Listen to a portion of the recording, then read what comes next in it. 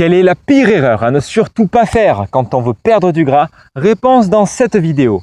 Bonjour à toi mon cher ami préhistorique et bienvenue dans cette nouvelle vidéo d'Objectif Paléo. Je suis Fabien qui te veut du bien et juste avant de te dévoiler cette erreur qu'énormément de personnes font, je t'invite à t'abonner en cliquant sur le bouton en bas à droite de la vidéo si ce n'est pas encore fait et tu peux aussi récupérer mon guide, mes 12 astuces pour être fort et en bonne santé grâce au mode de vie paléo.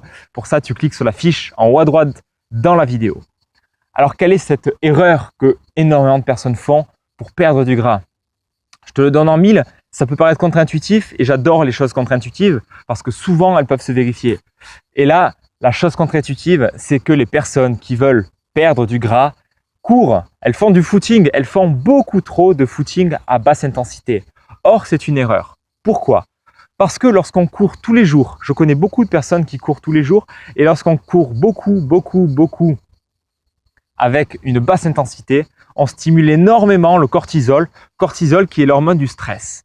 Et le cortisol, c'est l'hormone du stockage de graisse. C'est pour ça, entre autres, que les personnes qui sont stressées constamment, qui ont du cortisol, un taux de cortisol très élevé dans leur sang au quotidien, eh bien ces personnes-là ont plus de graisse que la plupart des gens. Tout simplement parce que le cortisol est une hormone de stockage des graisses.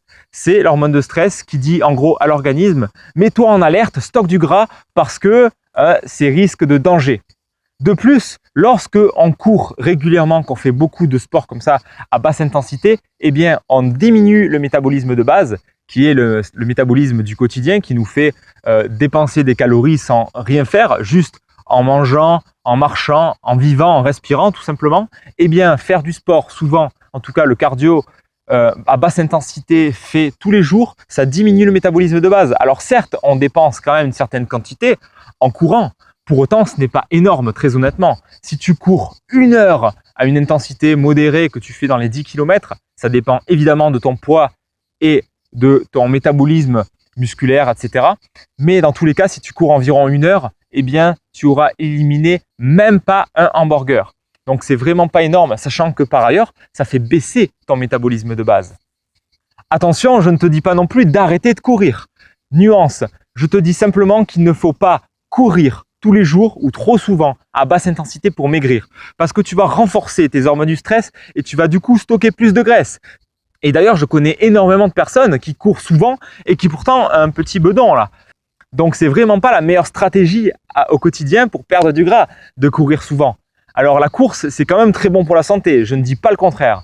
Mais si tu veux perdre du gras, il y a des stratégies bien plus intéressantes que de faire du cardio à basse intensité très souvent. Et le conseil que je te donnerai, contre-intuitif également, pour perdre de la graisse, c'est de prendre du muscle. Pourquoi? Parce que prendre du muscle, ça va augmenter ton métabolisme de base, ce qui fait que tu vas perdre du gras même en dormant.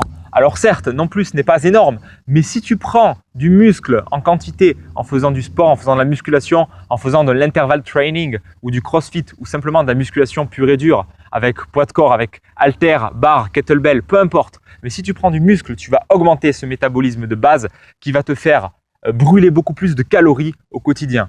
Précisons également que la nutrition aura un impact beaucoup plus important pour perdre du lard que le sport, que n'importe quel sport d'ailleurs.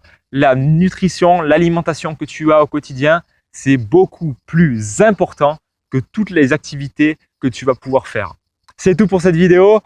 Vu la période de l'année, je vois beaucoup de personnes courir et c'est pour ça que je tenais à faire cette vidéo, pour te dire de ne pas courir si c'est uniquement pour perdre du gras. Tu as des stratégies beaucoup plus efficaces pour ça. Alors oui, tu peux courir pour être en bonne santé, pour renforcer ton cœur, pour tout un tas de raisons, si ça te permet de vider l'esprit, si ça te permet de te mettre en mouvement, pour avoir un mode de vie sain, bien évidemment.